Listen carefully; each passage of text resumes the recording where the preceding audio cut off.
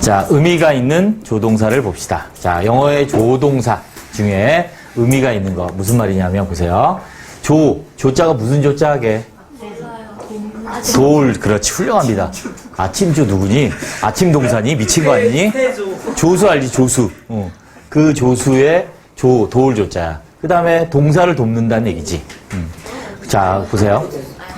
그게 다 한자라서 문법은 어려워. 그래서 문법을 한자를 좀 많이 해야 좀 빨리 이해가 돼요. 봅니다. 동사를 도와 동사 형태를 바꾸거나 구체적인 의미를 더해주는 역할을 하는 게 조동사야. 쉽게 말하면 동사를 뭐 해준다고? 조동사는 돕는 동사.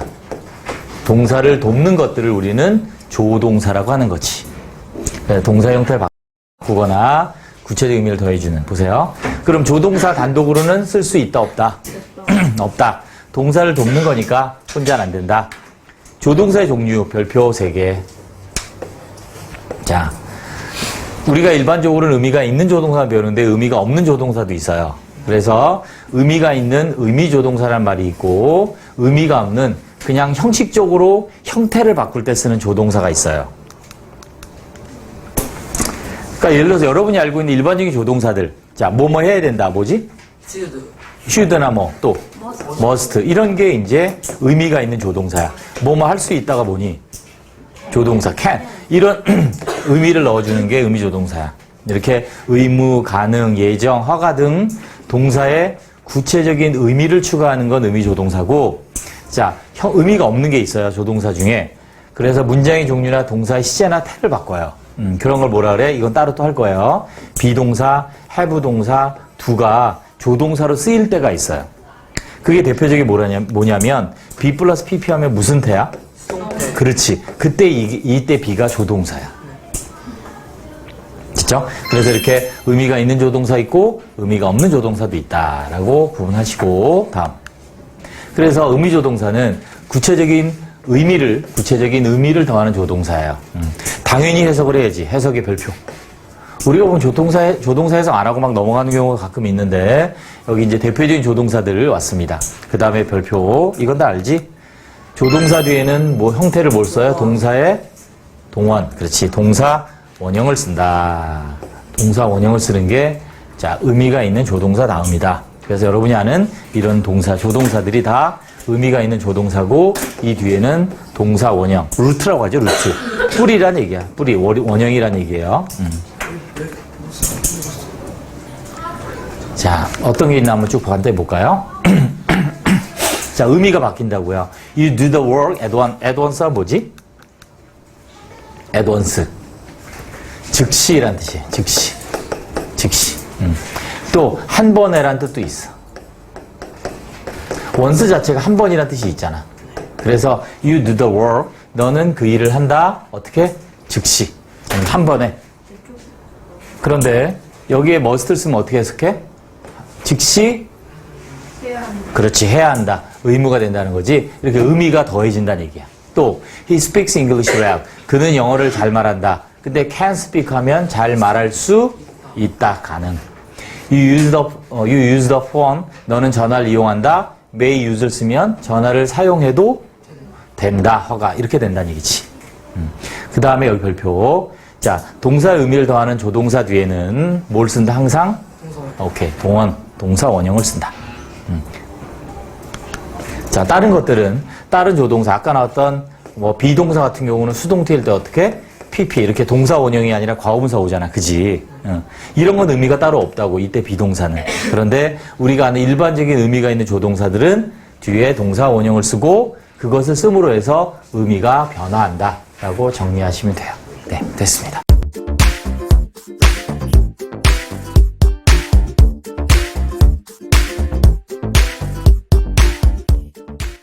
네, 이번에는 조동사의 부정문, 의문문 만들기를 같이 해보도록 하겠습니다. 자, 우리가 앞에서 했는데 문장의 종류는 5가지다 했죠. 평소문, 또 의문문, 명령문, 감탄문, 규언문. 그래서 오늘은 조동사의 이 의문문과 명령문을 어떻게 만드는지 한번 보도록 하겠습니다. 간단해요. 영어의 대원칙이 있습니다. 영어에 이렇게 조동사가 있으면요, 영어의 조동사는 2가지입니다. 지금 여기 나와 있는 조동사들은 다 의미가 있는 조동사들이죠. 그래서 can work, 또 will not solve, 전부 다, 자, 가능, 또 미래, 이런 의미를 나타내는 조동사인데, 우리 비동사랑 have 동사도 조동사예요. 단지 형식 조동사라고 해서 특별한 의미는 없고, 시제나 태를 바꿀 때 쓰는 조동사 있다고 했습니다. 아무튼, 영어에서 조동사가 있으면 부정문을 만들 땐 바로 그 뒤에 not을 그냥 붙이면 돼요. 간단합니다. 즉, he can work harder. 그는 더 열심히 일할 수 있단데, 자, 부정문은 어떻게 돼요? 이 not을 붙여요. can't or cannot 하면 되죠. 이렇게 써도 되고요. 자, 그래서 일할 수 없다. He will solve the problem. 자, he will solve라는 조동사 플러스 원형이 쓰였는데 얘의 부정문은 어떻게 하면 된다? not을 붙이면 된다. He will not 아니 he want 해서 이렇게 not을 붙이면 조동사의 부정문이 됩니다. 조동사는 다시 한번 말씀드리면 크게 두 가지가 있다 그랬습니다. 조동사는 지금처럼 can처럼 must처럼 의미가 있는 조동사와 형식, 어떤 문장 형식에서 즉 시제를 바꾼다든지 문장의 형태를 또 능동태, 수동태를 바꾼다든지 할 때 쓰이는 비동사 같은 이런 조동사 두 가지의 조동사가 있고요. 어느 조동사든지 부정문을 만드는 건 똑같아요. 뭘 붙인다? 뒤에 not을 붙인다. 네, 됐습니다. 자, 그 다음에 이제 의문문이에요. 의문문의 기본 형태가 어떻게 되는 거냐면 동사 플러스 주어 이렇게 도치된 것이 의문문이죠. 물론 끝에 이제 question mark를 붙여야 되고요. 그럼 조동사 있으면 어떻게 되느냐? 이것도 간단합니다.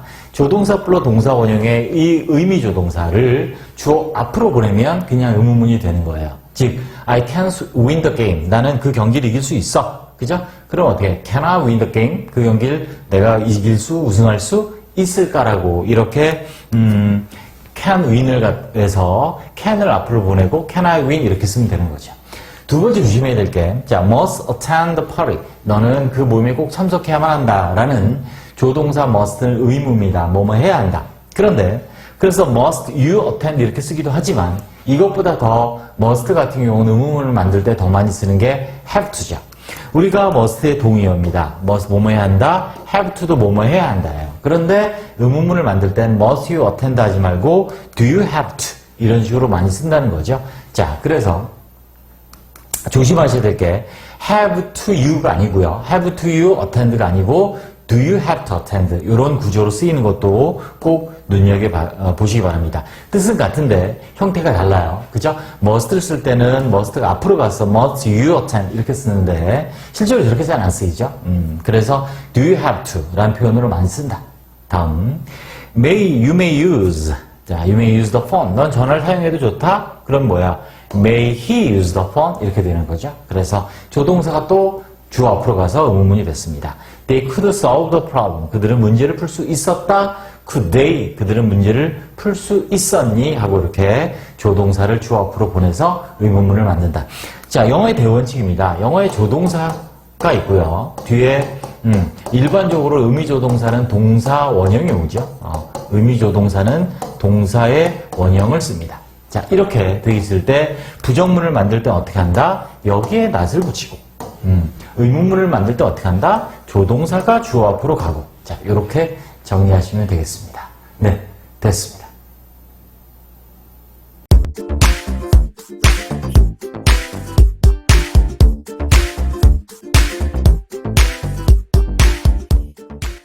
네, 이번에는 가정법 과거 완료에 대해서 한번 같이 배워보도록 하겠습니다. 자, 가정법. 자, 일단 개념을 아셔야 되겠죠? 가정법 그러면 여러분이 잘 아는 직설법의 반대다, 사실의 반대다라고 얘기를 하는데 일단 다 필요 없고 여러분이 우리가 수험생으로서 기억하셔야 될 가장 중요한 것은 가정법 그러면 반드시 주절에 즉 접속사가 없는 그죠? 주인이 되는 그 절에 조동사가 있다. 뭐 would, could, should, might 중에 하나인 조동사가 있다라는 것이 가장 중요합니다.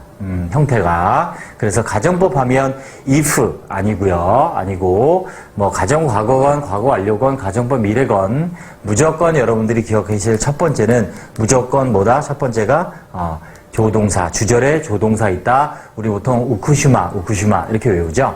자, 그래서 그 중에 이제 가정법 과거완료는 뭐냐면 과거 사실과 반대되는 일이나 상황을 가정을 합니다.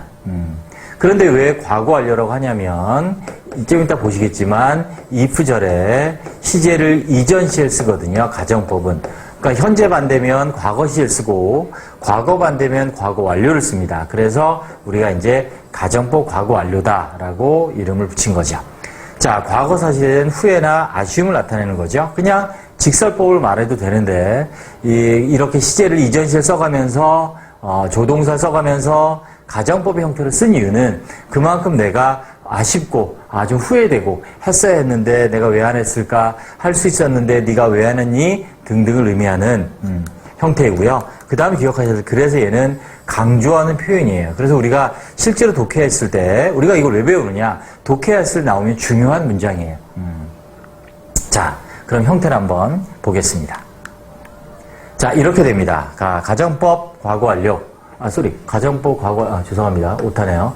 가정법 과거 완료의 기본 형태를 보시면 if절에 주어 다음에 had pp를 씁니다. 즉, 과거 사실의 반대인데 had pp를 쓰기 때문에 우리가 가정법 과거 완료라고 하는 거고요. 자, 그 다음에 주절에는 이렇게 조동사의 pp를 씁니다. 그런데, 자, 우리가 탭스 같은 시험을 보면 이런 형태가 나옵니다. 주절과 똑같이 조동사의 pp를 써도 됩니다. 자, if절에 조동사의 pp를 써도 됩니다. 즉, would, could, should, might 플러스 pp를 써도 돼요. 단, 주절에는 had pp를 쓸 수는 없어요. 제가 말씀드렸죠? 자, 가정법의 핵심은 주절에 조동사 있는 부분이다. 그래서 과거 사실의 반대일 때는 조동사 다음에 have pp를 붙이죠. 그래서 have pp가 와서 과거 사실 반대를 나타내는데 이 형태가 if절에 써도 된다라고 정리를 해두시면 돼요. 그래서 해석은 뭐뭐 했었다면, 아니 뭐뭐 이었다면, 과거 사실 반대죠. 뭐뭐 했을 텐데, 뭐뭐 이었을 텐데라고 해석이 됩니다. 자, 이 형태를 보시면, 자, 과거 사실의 반대이기 때문에, 자, 보시면 그가 나를 도왔기 때문에, 그래서 뭐가 돼요? had helped. 긍정은 부정, 부정문은 긍정문이 되겠죠. 왜? 사실의 반대로 얘기하는 거니까. 그가 나를 도왔기 때문에 I couldn't make a success. 성공할 수 있었다라는 사실인데, 자, 강조하는 거예요. 그가 나를 돕지 않았었더라면 성공할 수 없었을 텐데 조동사의 pp could not have made success 이렇게 바꿨죠.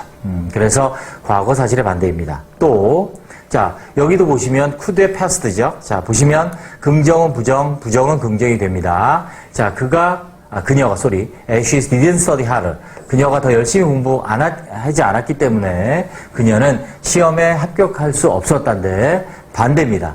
그녀가 공부했었더라면, 과거 사실의 반대니까 had pp를 썼고 주절도 역시 반대, 합격했을 텐데 이렇게 되죠. 또 마지막 하나 더 보면 as it was not fine. 자, 날씨가 좋지 않았기 때문에 we didn't go on a picnic. 피크닉, 소풍을 가지 않았어요. 반대로 합니다. 시제도 이전으로 가고 긍정이면 부정, 부정이면 긍정으로 바뀐다. 그래서 날씨가 좋았었더라면, 네, 우리가 소풍을 갔을 텐데, 못 간 거죠, 사실은.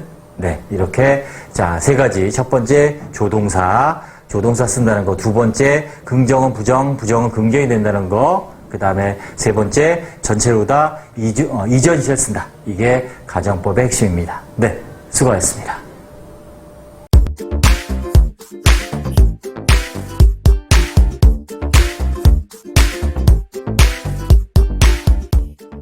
자, 갑니다. 아주 중요한 게 나와 있습니다. 보세요. 추측의 조동사 하는데 이전 사실 이렇게 써 있는데 무슨 말이냐면, 잘 들으세요.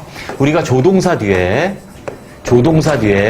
have pp가 붙으면, 연우야, 얘는 시제가 뭐니? 다 과거로 공부한단 말이야. 그지? 자, 기억합니다. 조동사의 pp는 과거가 아니라 이거예요. 무슨 말이냐면, 지금 얘기하는데, 지금보다 이전의 일, 즉, 과거를 얘기해. 그때 조동사의 pp야. 그런데 과거보다, 과거의 시점보다, 그 과거보다 더 이전에 일한 일을 나타내. 그때는 조동사 have pp라고. 가정법도 마찬가지야. 그 사실은 과거 사실의 반대가 아니라 이전 사실의 반대야. 현 이해되지? 그 얘기야. 자, 그리고 이거 완료시 아니야. 현재 완료 아니야. 자, 절대 현재 완료 조심합니다. 자, 그래서 추측의 조동사는 세 가지라 그랬지? must, may, cannot. 그래서 must는 뭐야? 강한 추측. may는 약한 추측. cannot은 부정적인 강한 추측. 그래서 그때 얘기했잖아. 자, 김장을 합니다. 그래서 무를 마당에 쌓아놨어. 자, 무가 100개 정도 될 것 같은데 must로 추측해봐. 그럼 우리말로 뭐라 그래? 100개? 임에 틀림없다. may는 100개? 될지도 모른다. cannot 100개? 아니지. 일리가 없다. 부정적인 추측이라고. 100개 아니다. 아닐 것이다. 그래서 외우라고. 무가 몇 개냐고? 무 몇 개? 100개. 미안해. 송가 이해 안 되니? 무 몇 개? 100개. 진짜 힘들어요, 진짜. 할머니 이해 안 되죠? 네, 이따 집에 가면서 자, 우리 손녀한테, 연우 손녀한테 물어보세요. 이게 무슨 말인지. 네. 할머니는 좀 이해하기 힘드실 거예요. 네. 좀 이해 힘들어요. 무 몇 개가 참 힘든 얘기예요. 자, 그래서 must, may, cannot을 꼭 외웁니다. 자, 무조건 과거 사실이 아니라 이거란 말이야. 기준이 되는 시제보다 이전 사실의 추측이다. 그래서 현재 과거 사실 추측할 때도 조동사의 PP, 과거에 대해 대과거 사실 추측할 때도 조동사의 PP. 조동사 뒤에 have PP가 있다고 현재를 혼동해서 안 된다. 이렇게 설명한 학원이 있어요. 동영상에 올려놔서 홈페이지에 그 학원은 미쳤나봐. 이렇게 틀린 거를. 자, must PP. 이전 사실에 대한 무슨 추측? 강한 추측, 강축. 강력 추천 아니고 강한 추측. 뭐뭐 했음에 이었음에 틀림없다. He must have been hungry. 그는 배고팠음에 틀림없다. 현재 사실을 추측해. 나는 확신해. 그가 배고팠다고. 그치? 이 말이란 얘기야. 두 가지가 다 된다고. I'm sure that he was hungry도 되고, I was sure he had been hungry가 다 된다는 얘기야. 문맥으로 구분하는 거지. 이전 사실에 대한 확실한 추측, 강한 추측일 때. 또, may의 PP. may, 이었을지도 모른다, 했을지도 모른다. 그래서 may have been hungry, 배고팠을지도 모른다. 내가 it is possible, 가능성이 있다는 거죠. 이전에 배고팠을 가능성이 있다. 또 가능성이 있다, 그 이전에 배고팠었을 가능성이 있다. 이런 식으로. 이 두 개가 다 may PP를 쓴다는 얘기야. 현재의 과거를 추측할 때도, 과거의 그 이전 사실을 추측할 때도 may PP란 얘기야. 할머니 되셨나요? 네. 시원하 됐지? 자, 다음 cannot입니다. 했을 리가 없다, 이었을 리가 없다. 그래서 cannot have been hungry인데 두 가지. 불가능하지. 그럴 리가 절대 없는 거야. 그래서 he was. 배고팠을 리가 없다. 현재의 과거 사실에 대한 부정적인 강한 추측. impossible이지. 그래서 또 대과거 사실. 과거의 그 이전을 추측해. 불가능했다. 그 이전에 배고팠던 게. 제가 밥을 3그릇 먹었는데 배고팠을 때 밥 3그릇에 닭 2마리를 먹었다. 그래서 불가능했다. 그 이전에 배고팠다라는 것이. 그래서 현재의 과거의 대과거를 추측하는 게 가정법, 미쳤구나. 조동사의 PP, 추측의 조동사 몇 가지? 3가지. 이해됐죠? 그래서 must, may, cannot 외웁니다. 추측의 조동사 아주 중요해요. 됐죠?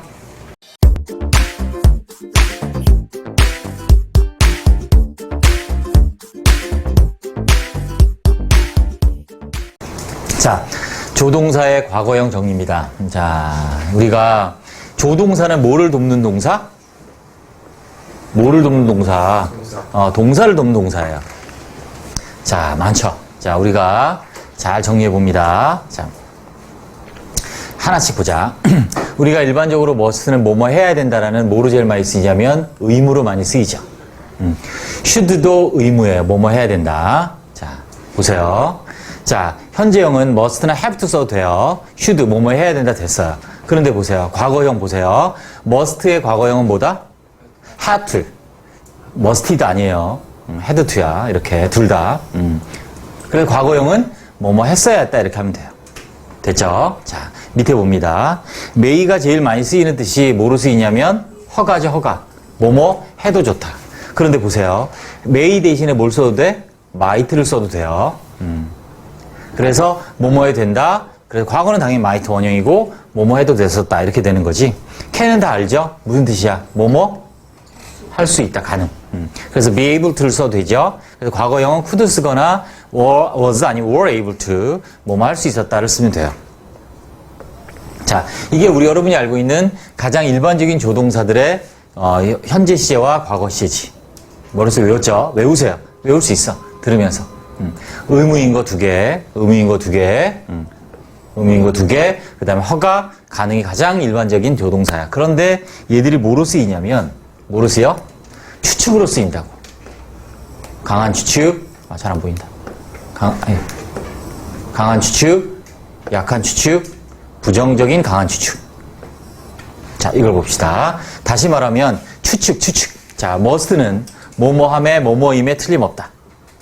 강한 추측. may는 뭐야? 뭐뭐임에 틀림없다. may는 뭐뭐일지도 모른다. cannot은 뭐뭐 할 리가 없다, 일리가 없다. 다시 세 가지 추측의 조동 세 가지 뭐? must, may, cannot. 외워. can이 아니 cannot. 외우시고 그 다음에 외워야 될 거. 이거 보세요. 과거형 보세요. 자, 추측일 때는 그 조동사 뒤에 뭘 붙이냐면 뭘 붙여? 조동사 뒤에 have, 여기가 아니다. have pp를 붙입니다. 소리. have pp를 붙입니다. 어디 갔어? have pp를 붙입니다. 세 가지. 다시 must have pp, 그 다음에 may, might have pp, cannot have pp는 과거 사실에 대한 추측. 그래서 뭐뭐 이었음에 틀림없다, 했음에 틀림없다, 이었을지도 모른다, 뭐뭐 했을 리가 없다, 이었을 리가 없다 이렇게 돼요. 추측의 동사 몇 개라고? 외우세요. 뭐? must, 또 may, 또 can이 아니라 can, not 세 가지 추측의 동사. 자, 이렇게 외웁니다. 자, 우리가 김장을 합니다. 김장을 하는데 마당에 무가 막 쓰여 있어. 우리 추측의 조동사를 한번 말해보자. 자, 100개인데 must로 하면 우리말로 뭐라고? 100개? 임에 틀림없다. 강한 추측이라고. must는 it must be 100 이렇게 강한 추측. 뭐뭐임에 틀림없다. may로 하면 100개? 일지도 모른다. cannot으로 하면 100개? 일리가 없다. 이렇게 됐죠? 그래서 무가 몇 개라고? 무 몇 개?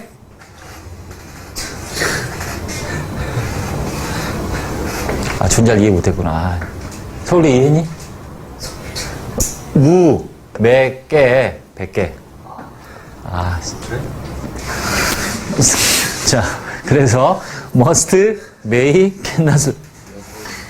서 비웃은 거 아니지?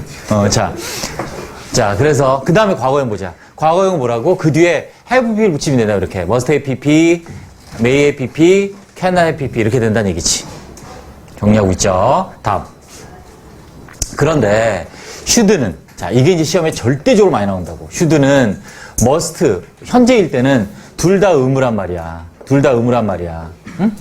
근데 should의 pp가 붙으면 얘랑 얘가 완전히 다르다고. must의 pp는 과거사 시대의 강한 추측인데 should의 pp는 뭐야? 뭐뭐 했어야만 했는데 뭘 나타내? 가정법이라고요. 다시 must의 pp는 뭐뭐 했음에 틀림없다, 이었음에 틀림없다라는 과거 사실의 강한 추측인데 should는 가정법이다. 그래서 뭐뭐 했어야만 했는다. 이게 다르기 때문에 얘가 시험에 이 페이지 전체에서 가장 시험에 많이 나와. 됐죠? should의 pp는 가정법이다. 다음. might는 가정법에 쓰이죠. 뭐뭐 이었을 텐데, 했을 텐데. 그래서 가정법에 쓰이는 게 should, must는 아니야. may, can. 그래서 could란 조동사가 자 가정법에 쓰인다. 그래서 should의 pp는 must 다음에 must와 같이 동사 원형이 왔을 때는 의무인데 must have pp, should have pp 뒤에 have pp가 왔을 땐 뜻이 다르다. 기억하시고 may 그래 가정법일 때 might have pp는 뭐뭐이었을 텐데 했을 텐데 그 다음에 could have pp는 뭐야? 뭐뭐 할 수 있었을 텐데 라고 정리하시면 됩니다. 그래서 정리 다시 원래 여러분이 알고 있는 의무, 허가, 가능 외에 뭘 기억한다? 추측. 추측의 조동사 3개. 그 다음에 뭐야? 가정법의 조동사 3개. 다시 보세요. 자, 추측의 조동사 몇 개? 하나, 둘, 3개. 가정법의 조동사 몇 개? 하나, 둘, 3개. 이렇게 기억하라고. 됐죠? 자, 이 표는 한번 여러분이 10번 읽어보시고, 자, 그거 잘라서 책상 옆에 붙여놔도 좋아요. 아주 중요합니다. 됐습니다.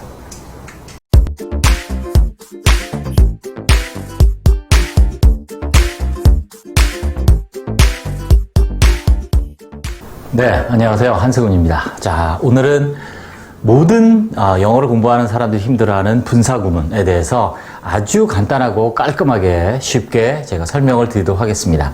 분사구문이란 뭐냐면 아주 간단합니다. 분사로 시작하는 구가 있는 문장이 분사구문입니다.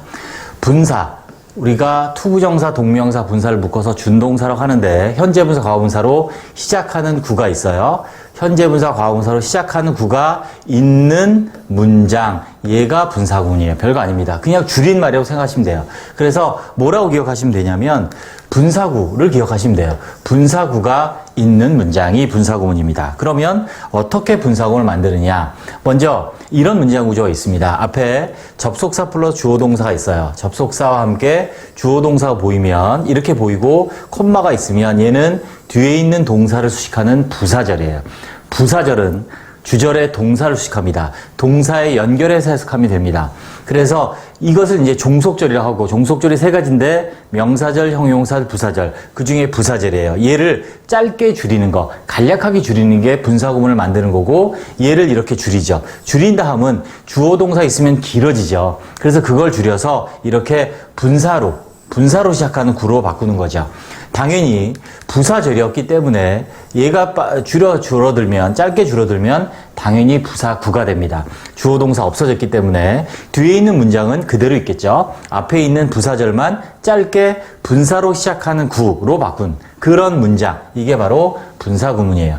그래서 다시 말씀드리면 어떻게 만드느냐? 첫 번째, 먼저 종속절의 주어가 이쪽 부사절이요. 주절의 주어가 같아야 됩니다. 다르면 이제 독립분사구문이라 해서 생략을 못 하는데 실제로 영어에서는 잘 쓰이지 않고 시험에 나오는 영어죠. 아무튼 종속절의 주어가 주절과 같으면 종속절의 주어를 생략합니다. 다르면 생략 못하고.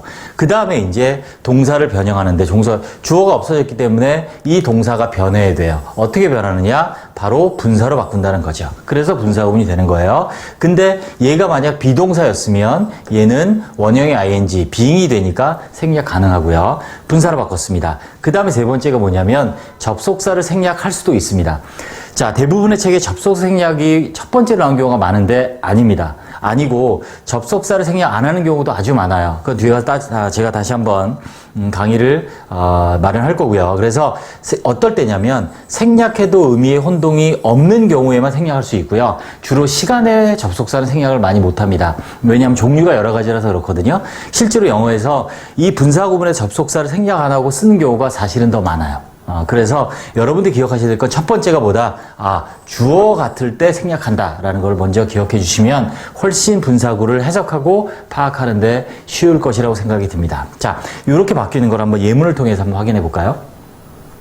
자, 여기 나와 있는 게 이제 부사절입니다. If you turn to the right. 네가 오른쪽으로 돈다면 이런 뜻이죠. 부사절이에요. 돈다면 발견하게 될 것이다. 동사를 수식하죠. 동사에 연결해서 해석이 됩니다. 뭘 발견하게 돼요? The post office. 우체국을 발견하게 될 것이다. 부사절에 있는 자, 이 문장에서 종속절의 주어가 주절의 주어와 같기 때문에 생략합니다. 그래서 없어지고 그 다음에 turn이 어떻게 되냐면 turn이 자 분사로 바뀝니다. 그래서 동사 원형 ing turning이 되고요.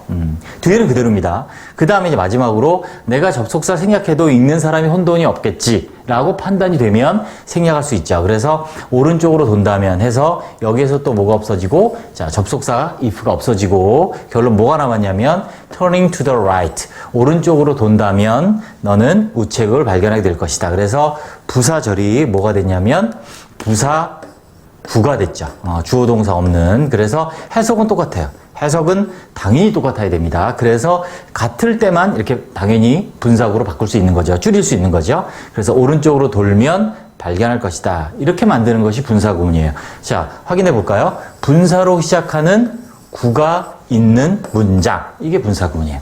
여기서 여기까지는 뭐냐면 부사구의 역할을 하는 분사구. 형태는 분사구. 왜? 분사로 시작하는 구니까 역할은 부사구. 왜? 동사를 수식하니까 라고 정리하시면 됩니다. 자, 분사구문을 부정할 때는 not을 붙이면 됩니다. 간단합니다. not입니다. 도끼나 호미는 안 되고요. 죄송합니다. 자, not을 붙입니다. 그래서 as I didn't know what to say. 무슨 말을 해야 될지 몰라서 난 조용히 있었다. 그래서 주어 같은 건 생략하고 동사는 원형이 ing로 바뀌고 그 다음에 not이 그대로 살려서 접속사 생략되고 그래서 not knowing 이렇게 되면 분사구를 부정한 표현이 되겠습니다. 네. 자, 좀 어려운데 여러 번 한번 3번 정도만 반복해 보셔도 충분히 분사구문을 쉽게 정리할 수가 있으실 거라고 믿습니다. 네, 감사합니다.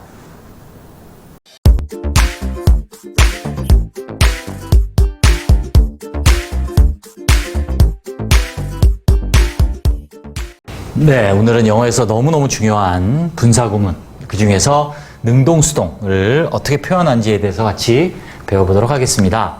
자, 일단 분사구문이 뭐냐? 별거 아닙니다. 분사로 시작하는 구가 있는 문장, 즉 분사구가 있는 문장이죠. 그러니까 이렇게 현재 분사 아니면 being이 생략된 과거 분사로 시작하는 구, 즉 분사구가 있는 문장, 이게 분사구문이다 라고 이해하시면 아주 간단합니다. 자, 먼저 부사절이 변한 분사구문을 먼저 보겠습니다. 나중에 따로 5분 위에 형용사절이 변한 분사구문도 있어요. 자, 분사구의 의미상의 주어. 의미상의 주어란 뭐냐면 준동사의 주어. 투부정사, 동명사, 분사. 그 준동사의 주어. 즉 분사의 동작의 주체. 즉 여기서 보시면 자, INGPP 분사구입니다. 여기까지 분사구죠. 그럼 INGPP 하는 주체가 뭐냐? 생략된 주어가 여기 주어랑 같아 생략되기 때문에 얘가 의미상의 주어가 되는 거죠. 즉 분사의 주어, 즉 분사의 의미상의 주어가 된다는 얘기죠. 그래서 이 주어가 하느냐 당하느냐를 따지면 돼요. 그래서 네가 돌려지는 게 아니라 자기가 도는 거죠. to the right, 오른쪽으로 이렇게 되기 때문에 현재 분사 썼다. 즉 능동이란 얘기예요. 그래서 turning to the right, you'll find your post office. 오른쪽으로 돌면 너는 우체국을 발견하게 될 것이다. 그래서 의미상의 주어를 통해서 이 분사를 능동, 현재 분사 쓸 것이냐, 수동, 과거 분사 쓸 것이냐를 결정한다. 확인해 봅시다. 자, 주어가 하는 것, 능동이면 현재 분사, 즉 ing 쓴다는 얘기죠. 여기 보시면 그가. 자, 수리되는 거냐, 수리하는 거냐. 수리되면 안 되죠. 자, 수리합니다. 기계를 수리할 때 그가 졸림을 느꼈죠. 원래 부사절은 접속사, 주어, 동사였고 이 주어와 이 주어 같아서 생략되고 동사는 원형의 ing, 분사구로 바뀐 거잖아요. 자, 마찬가지.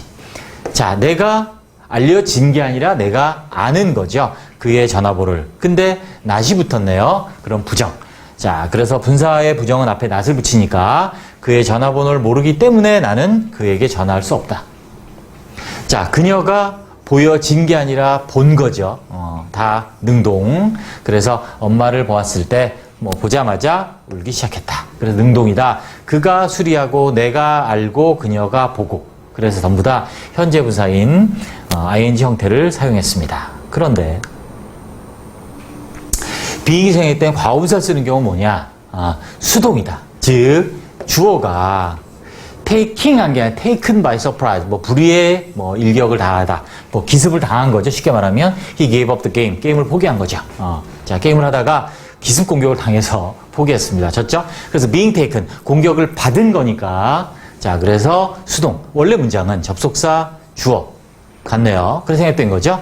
생략되고 동사에서 비동사는 원형의 ing, being이 돼서 생략할 수 있고 그 다음에 taken by surprise. being을 또 항상 생략할 수 있는 것은 아니고 분사 being은 생략해도 의미상의 혼돈이 없을 때는 생략할 수 있습니다.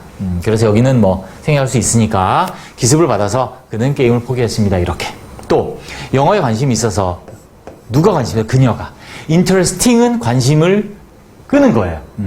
그건 끄는 게 아니라 자기가 관심을 갖는 거죠. 그래서 interest는 관심 갖게 하다라는 뜻이기 때문에 수동이 되어야 주어가 관심을 갖게 되는 거예요. 그래서 영화에 관심이 있어서 그녀는 주로 극장에 영화관에 갑니다. 그래서 여기도 앞에 being이 생길 땐 interested죠.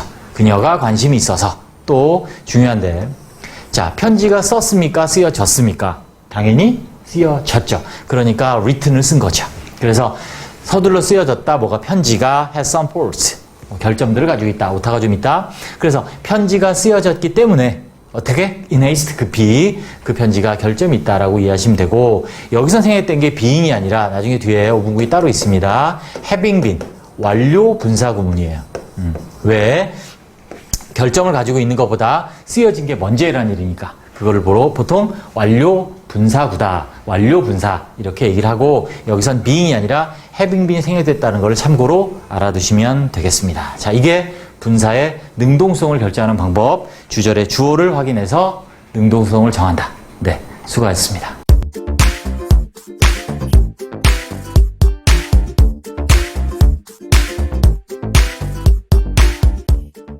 네, 이번에는 분사 구문의 부대 상황을 같이 배워보도록 하겠습니다.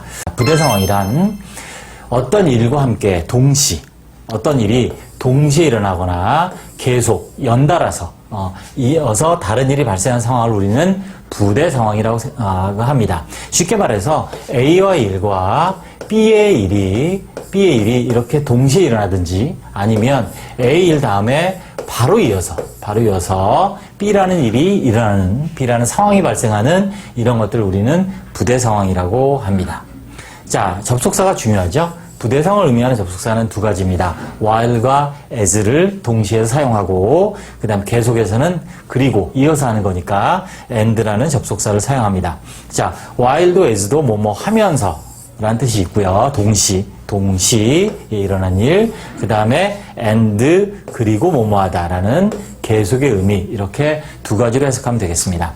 그러면 어떨 때는 뭐 동시로 어떨 때 계속을 하냐, 그런 규칙은 없습니다. 그냥 문맥 안에서 동시에 일어난 상황이라고도 해석이 매끄러우면 동시로 하고, 그가 오늘 아침에 출발해서 오늘 저녁에 파리에 도착했다, 이렇게 쭉 이어서 이런 일은 동시에 일어날 수 없는 일이니까, 그죠? 그럴 때는 그리고 뭐뭐하다, 이렇게 해석을 하시면 되겠습니다. 자, 형태가 중요합니다. 부대상의 종류와 이 형태들을 한번 잘 눈여겨보시기 바랍니다.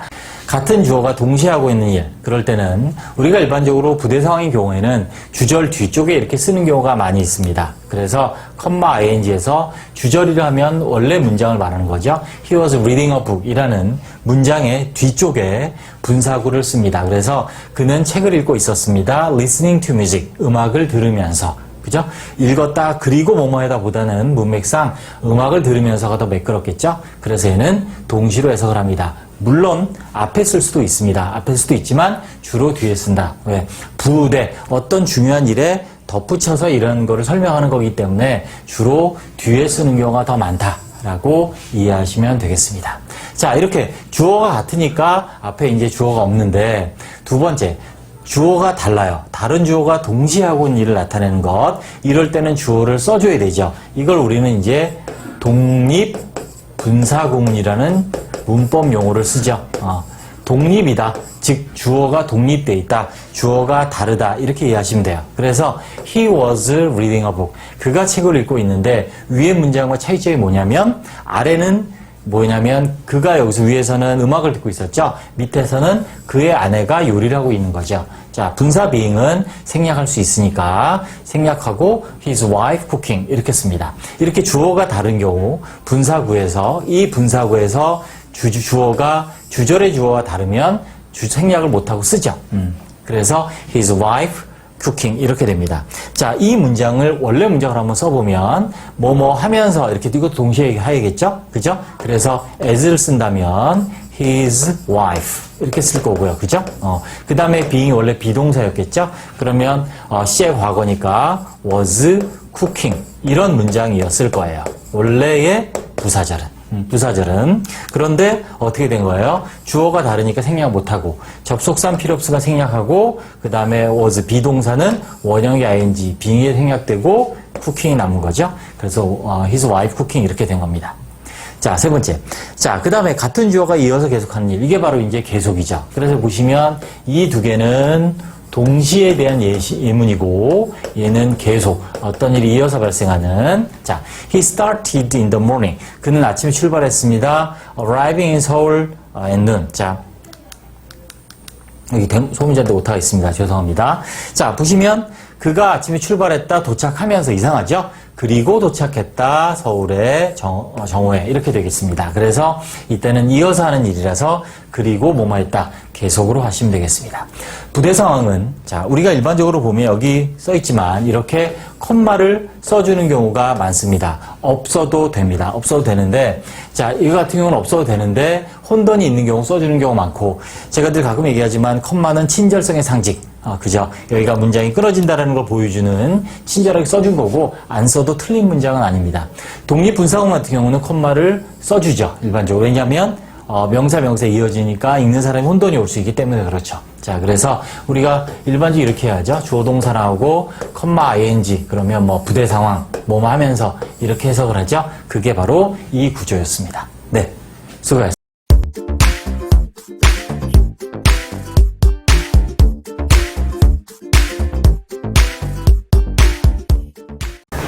네, 이번에는 with 부대 상황을 같이 배워보도록 하겠습니다. 좀 어려운 영어 문법 중에 하나죠. 자, 보겠습니다. 어떻게 쓰는 건지.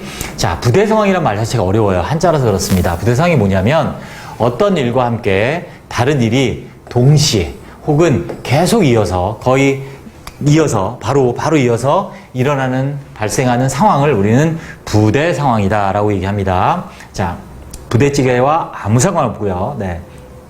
부대, 같이 일어난다 이렇게 생각하시면 돼요. 자, 그래서 그 중에서 with 부대상이 뭐냐면 with를 이용한 부대 상황의 표현이 되는 거고요. 해석 일단 아셔야 됩니다. 뭐뭐 한 채로 뭐뭐 하면서 동시 이게 중요하죠. 해석 뭐뭐 한 채로 뭐뭐 하면서 형태는 이렇게 생겼습니다. with를 쓰고요. 명사를 씁니다. with 명사만 있으면 with 명사는 사람이면 누구누구와 함께 사물이면 뭐뭐를 가지고 이렇게 되죠. 근데 뒤에 이렇게 형용사나 분사 혹은 전치사가 옵니다. 오면 특히 여기서는 이제 분사가 중요하죠. 분사를 현재 분사 쓸 것이냐 과거 분사 쓸 것이냐가 집중적으로 시험에 많이 나오기 때문에 가장 중요하죠. 먼저 형용사를 먼저 보면 자, don't leave the room. 자, 방을 떠나지 마라. 자, 일반적으로 콤마를 많이 써줍니다. 없어도 됩니다. 이건 따로 5분 9일을 설명해 드리겠습니다. 자, 아무튼 그래서 방을 떠나지 마. 창문이 열려있는 채로 이렇게 됩니다. 자, 해석을 어떻게 했냐면 이 윈도우즈가 with의 목적어예요. 전체의 목적어인데 자, 창문이 열려있는 거예요. 이 원리에 대해서는 따로 또 제가 설명할 거고요. 자, 아무튼 뭐뭐한 채로 창문이 열려져 있는 채로 방을 나가지 마라고 해석을 합니다. 뭐뭐한 채로. 자, 분사가 오면은요, 이 명사가 이 분사에 여기 써 있지만 의미상의 주어예요. 전치사의 목적이기 때문에 형태는 목적격을 써요. 목적격을 쓰지만 분사의 관계가 의미상의 주어 동사의 관계, 넥서스라고 하는데 굉장히 중요합니다. 주어 동사의 관계다. 꼭 기억하십니다. 이것만 하면 현재 분사 쓸 건지 과부사 쓸 건지, 다시 말하면 능동을 써야 될지 수동을 써야 될지 쉽게 파악이 가능합니다. 자, 볼까요? He sat silently. 자, 그는 조용히 앉아 있었습니다. With a cat dozing. 고양이가 졸고 있는 거죠. 이렇게. 있으면서, 있는 채로 at his feet. 그의 발에서. 여기 콤마 써줬습니다. 콤마를 안 써도 되는데 일반적으로 써준다. 라고 말씀드렸고, 자, 하나 더 보면, I was standing on the ground. 자, 보세요. 잘 보세요, 이거. 나는 서 있었어, 땅 위에. 그런데, 보세요. 건물이 흔들리는 채로입니다. 자, 이때 답이 shaking일까요? shaken일까요? 건물이 흔들리니까, 얘가 주어라 그랬지, 의미상의 주어라 그랬으니까, 흔들리는 거니까 shaken? 아닙니다. 아니고, 조심해야 될 게, 자, shaking입니다. 왜냐? 자연현상은 현재 분사입니다. 어떤 명사가 여기 좀 애매한데, 자, 명사가 있고요. 이 명사의 관계가 자연현상일 때, 명사가 자연현상일 때 뭘 쓴다? 항상 현재 분사 씁니다. 사람 힘으로 의도적으로 되어지는 일이 아니기 때문에 그런 거죠. 그래서 답이 쉐이킹입니다. 물론 우리말로는 흔들리는 채로, 흔들리면서라고 해석을 하는데 수동인 것처럼 해석을 하지만 건물이 흔들리는 건 사람이 밀어서 되는 게 아니니까 자연현상이나 지진이나 태풍 등 때문에 일어난 일이라서 쉐이킹 현재 분사 쓴다는 것만 조심하시면 되겠습니다.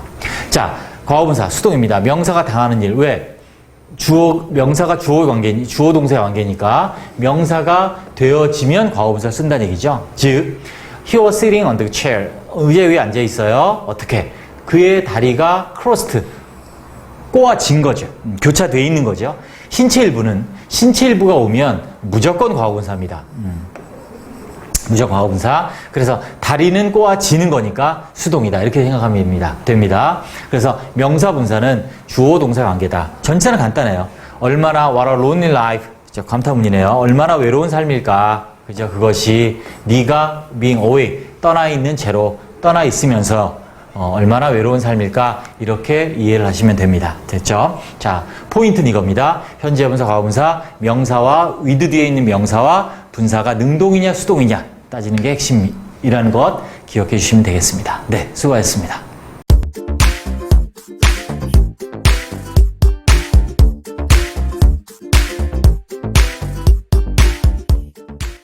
네, 안녕하세요. 이번에는 with 부대 상황의 원리에 대해서 한번 같이 배워보도록 하겠습니다. 자, 먼저 부대 상황이라는 게 뭐냐? 자, 이게 한자하고 또 일본 책을 번역해 오다 보니 좀 우리말로는 좀 어울리지 않는 어색한 부분이 있습니다. 부대 상황이라는 거는 어떤 일이 동시에 부대적으로 이런 표현이 있는데 또 계속 이어서 다른 일이 발생하는 상황을 우리 부대 상황이라 합니다. 그러니까 어떤 일이 동시에 일어나거나 바로 이어서 일어나는 것을 우리는 부대 상황이라 한다라고 이해하시면 되고요. 그 중에 이제 우리 5분기에서 배운 것처럼 with 부대 상황이라는 게 있습니다. 그게 뭐냐면 해석을 뭐뭐 한 채로 내지는 뭐뭐 하면서로 해석하는 것을 우리는 with 부대 상황이라고 하고요. 이런 형태죠. 그래서 with를 쓰고 명사가 있고 형용사나 혹은 분사 혹은 전치사가 이제 올 때가 있습니다. 이때 전치사는 사실은 부사로 쓰인 건데 아무튼 형용사 들어가는 곳은 분사가 들어갈 수 있죠. 그리고 전치사 이런 거죠. Don't leave the room. 자, 방을 떠나지 마라, 방을 남겨두지 마라, 이런 거죠. 자, 방을 떠나지 마라. 자, 그 다음에 컴마 있고 일반적으로 with, 그 다음 명사, 형용사 한네, 그죠? 창문을 열어둔 채로, 이렇게. 또, 자, 보시면 with, 또 명사, 물론 대명사예요. 그녀가 out, 외출, 나가 있는 채로, 없는 채로. 또 with, the cat, 고양이가 dozing, 졸고 있는 채로. 그죠? He sat silently. 그는 조용히 앉아 있었습니다. 고양이가 졸고 있는 채로. 위에 at his feet. 그의 발 아래서. 또, 자, my father stood in front of the door. 아빠가 서 계셨었어요. 어디에? 문 앞에. with. 뭐한 채로. 그의 눈이 감는 게 아니라 감겨지는 거죠. 우리는 감는 거고, 눈의 입장에서, 이 명사 입장에서는 감겨지는 거니까 closed라는 과거분사 썼습니다. 자, 이렇게 형용사나 전치사, 분사들과 함께 with가 명사, 분사, 명사, 형용사 이렇게 쓰이면 우리가 with 부대 상황이라 합니다. 자, 그런데 이제 일반적인 책이 없는, 자, 이 원리가 어떻게 되느냐. 그럼 이게 어떻게 생긴 거냐면, 이 with 부대 상황이라는 것은 부대 상황의 의미를 갖는 독립분사 구문에서 만들어진 거예요. 자, 그럼 또 우리 이제 독립분사구문을 배워야겠죠? 5분구에 또 따로 있습니다. 독립분사구문이 뭐냐면, 분사구문에선 주어가 같으면 생략해요. 종속절의 주어를. 그런데 종속절의 주어가 주절의 주어가 다르면 생략 못하고 따로 써야 됩니다. 그것을 우리는 독립분사구문이라 합니다. 그리고 우리 앞에서 배운 부대상황이다. 즉 뭐뭐 하면서라는 의미다라는 거죠. 자, 그 원래 독립분사구문, 부대상황의 의미를 갖는 독립분사구문이 변형된 것이 with 부대상황이에요. 보시면 먼저 능동의 예를 보겠습니다. 원래 문장은 이거죠. He sat silently. 그는 조용히 앉아 있었습니다. 그리고 그의 고양이가 졸고 있었어요. 그의 발에서. 물론 이때 and 대신에 while 내지는 as와 같은 전치사 쓰면 돼요. 뭐뭐 하면서라는 의미니까. 자, 그래서 이게 이제 원래 문장이었는데 여기서 보시면 주어가 he, the cat 다르죠. 그죠? 그래 다르기 때문에 the cat을 생략하지 못해요. 주어를 생략하지 못하고 써야 되고, 동사는 원형의 ing가 되고, 접속사는 필요 없으니까 생략하고, 그래서 어떻게 되냐면 the cat이 그대로 가서 doesn't 그대로 오고 the cat doesn't이 됩니다. 원래 그냥 이렇게 쓰는데, 이렇게 만약에 with 없이 이렇게 쓰면 he said silently the cat doesn't 이렇게 쓰면 어색하죠. 갑자기 컴마하고 명사 분사가 튀어나오니까. 그래서 얘가 부대 상황이라는 걸 확실히 해주기 위해서 앞 전치사 with를 쓰는 거예요. 이해되시죠? 자, 우리 능동 봤으니까 수동을 한 번 더 보겠습니다. 자, 원래 문장은 이거였죠. 자, 어떤 문장이었냐면 my father stood, 아빠가 서 있었다 문 앞에 while 뭐 한 채로 뭐 하면서 눈이 감겨진 채로, 즉 우리 주어로 하면 그를 주어로 하면 그가 눈을 감은 채로 이렇게 해석을 하지만 눈이니까 눈은 감겨진 거예요. 이렇게. 자, 그런데 이제 여기서도 혹시 이 부사절을, 자, 분사구문을 바꾸면 주어가 다르다고요. My father하고 his eyes니까 써줘야 돼요. 그리고 동사는 원형의 ing, being 생략되고 closed가 남았죠. 근데 접속사가 필요 없으면 또 생략합니다. 그럼 his eyes closed만 쓰면 좀 이상하죠. 또 door 다음에 또 갑자기 his eyes 분사 이렇게 튀어나오면 어색하니까 역시 앞에 부대성을 의미하는 with를 써주는 거예요. 그리고 앞에 이제 일반적으로 컴마를 쓰는데 항상 컴마가 있는 건 아니에요. 항상 컴마가 있는 건 아니고 우리가 with라는 전치사 자체가 부대 상황 말고도 뭐 누구누구 함께 뭐뭇을 가지고라는 일반적인 전치사의 의미가 있죠. 자, 그것과 혼동하지 않기 위해서 친절하게 이렇게 컴마를 붙여서 이제 with 부대 상황이 시작된다라는 알려주는 신호다라고 이해하시면 되겠습니다. 바로 이것이 with 부대 상황이라는 것이 만들어진 원리가 되겠습니다. 네, 됐습니다.